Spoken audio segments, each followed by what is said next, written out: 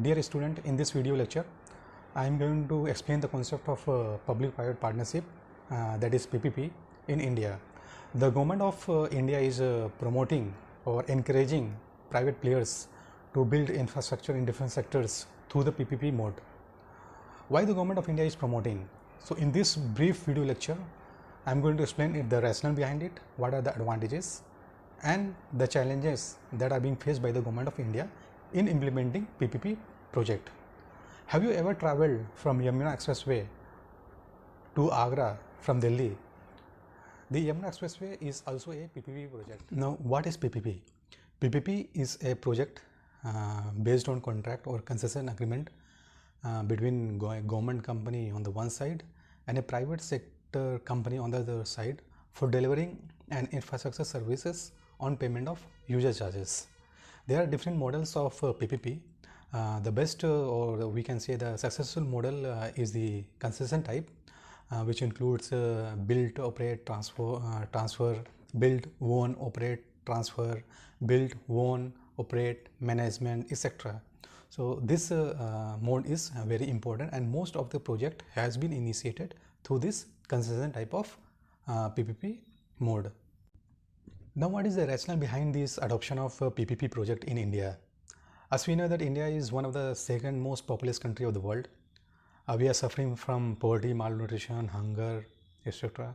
In addition to this, there is shortage of infrastructure in different sectors like health, education, transportation systems.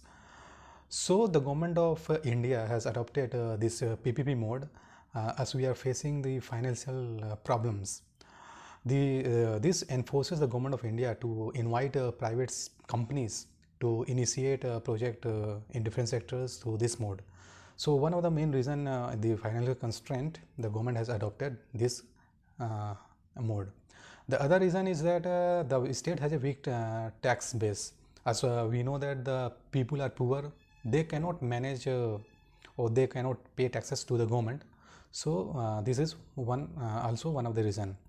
The other reason is that the PPP is given to private sector for a long term period. That is, for example, the Yamuna Expressway has been given to the JP group of institution for about 36 years.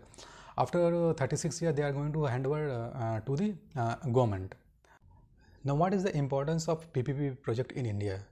The most important is that the budgetary constraint is going to be overcome through the invitation of private sectors in different sectors. There is faster implementation of projects. There is a transfer of technology to the government, as we know that the private sectors invest a huge amount on research and development, so they have better techniques for the development of project. The other advantage is that there is a less corruption on the adoption of a PPP project. Earlier the contract were given to people, they were giving bribes to babus, and due to their favor they were getting most of the projects. The project is going to be completed on time, then there is greater efficiency in the use of resources, improved quality of services can also be given by the private sectors through this mode. Now, what are the challenges that is being faced through the PPP mode? The biggest challenges is that the government does not have any PPP policy. As you know that there is education policy, the recent education policy 2020 has come. There is agricultural policy, there is industrial policy. So different policies have become, and policies are being framed and implemented for the betterment of that sectors. But for the PPP, there is till now there is no any such PPP policy.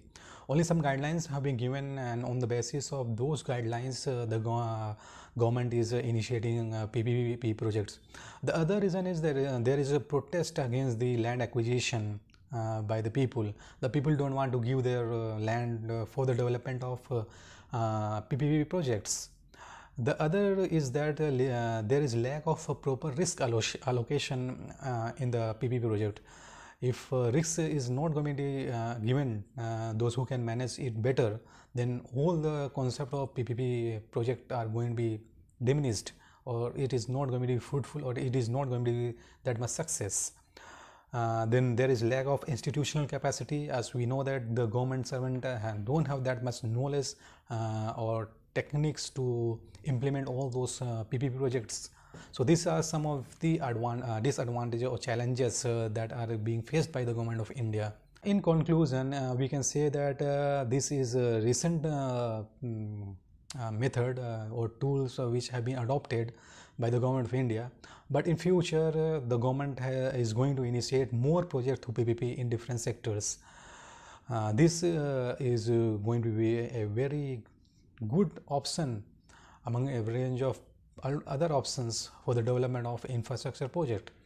The government has to come with a good PPP policy so that there is clear-cut responsibility, risk allocation, clear guidelines to all the sectors, that is the government as well as the private staff, so that they can better implement all those PPP projects.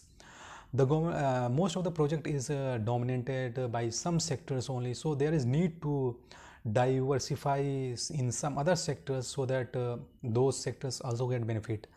Most of the projects have been concentrated in the urban areas, so there is a need to frame a rural PPP cell so that the government should frame such policy or make the private partners more attractive towards the rural areas for development of infrastructure.